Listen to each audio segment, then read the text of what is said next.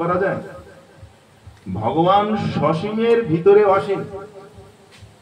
ভগবান শুধু অসীম না, ভগবান সসীমও বটে।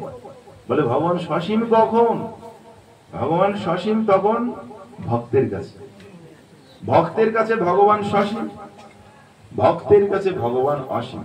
কিন্তু ভগবানের বৈশিষ্ট্য এই সসীম ভূমিকার ভিতরে ভগবানের অসীমত্ব। এর জন্য ভগবান ভগবান। ভগবানের ওই সসীম ভূমিকার ভিতরেই ভগবান অনন্ত বিশ্ব ব্রহ্মাণ্ডকে মা যশোদাকে দেখিয়েছিলেন যে আমি যখন বিগ্রহ ধারণ করি তখন সসীম হয়ে যাই না, একটা আকারের ভিতরে শুধু সীমা বিশিষ্ট হয়ে থাকি না। আমার ওই সসীম ভূমিকার ভিতরে অসীম অনন্ত বিশ্ব ব্রহ্মাণ্ডকে আমি ধারণ করতে পারি। মা যশোদা বলছেন আমি কৃষ্ণকে বাঁধতে পারি, আমি কৃষ্ণকে বুকে ধারণ করতে পারি, কৃষ্ণ আমার। কৃষ্ণ এই কৃষ্ণের এই যে বিশ্বরূপ দর্শন, মাটি খাওয়া যে লীলা, এই লীলার ভিতর দিয়ে ভগবান এই বিষয় জগৎকে দেখালেন। দেখো জগতের জীব, তোমরা একটা বিগ্রহ ধারণ করলে তোমাদের আকারটা সীমাবদ্ধ হয়ে থাকে, তার বাইরে তোমরা যেতে পারো। কিন্তু ভগবান যখন বিগ্রহ ধারণ করেন তখন ভগবান সসীম থাকেন না, তখনও পর্যন্ত ভগবান অসীম থাকেন। মা যশোদার ভিতরে ভগবান দেখালেন। মা যশোদার দুলাল, নন্দের লাল শ্রীকৃষ্ণ, তাহলে তিনি ব্রজের ভূমিতে খেলা করছেন, মা যশোদা তাকে পালন করছেন, নন্দ মহারাজ তাকে শাসন করছেন। এত বিধ করা সত্ত্বেও সেই ভগবান সেই ছোট্ট শিশু রূপের ভিতরে তার যে অসীমত্ব, তার যে ভগবতত্ব, সে বিষয়ে প্রদর্শন করা যায়। অনন্ত বিশ্ব ব্রহ্মাণ্ড কি না ভগবানের শরীরের ভিতরে অবস্থান করছে। ভগবানের বিষয় দেখালেন। দেখো জগতের জীব, জগতের যত প্রকার বিগ্রহ আছে সমস্ত বিগ্রহ আমার ভিতরে সীমাবদ্ধ। এই জগতের যত কিছু সৃষ্টি হয়েছে না ভগবানের সম্মতি ছাড়া কোনো কিছুই এখানে সৃষ্ট হয়নি। যা কিছু সৃষ্টি করেছেন, যা কিছু সৃষ্টি হবে, এই সব কিছু ভগবানের নির্দেশে হবে।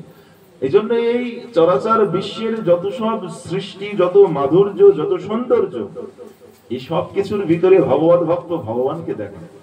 কি করে দেখেন? বলে আকাশের মেঘগণকে ভগবানের কিশলভ রূপে দর্শন করে। ভগবান ভক্তের দর্শন কি?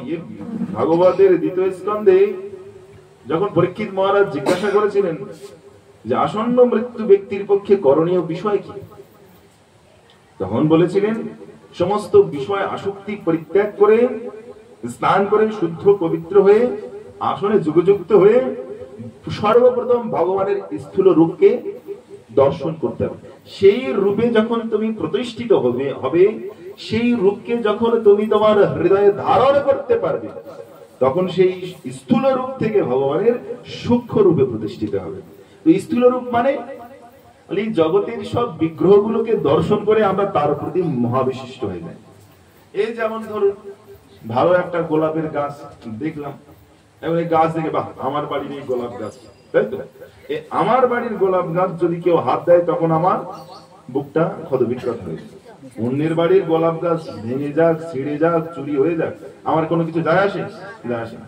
কিন্তু ওই গোলাপ গাছটা আমার, হ্যাঁ, আর ওই আমার গোলাপ গাছের প্রতি মোহ বিশিষ্ট হয়ে যদি তাতে আসক্ত যুক্ত হয়ে যায়, অনেকের ওই গাছ মানে পালন করা, কি বলে ওটা, গাছ রোপণ করা একটা শখ আছে, একটা হবি আছে, তাই না?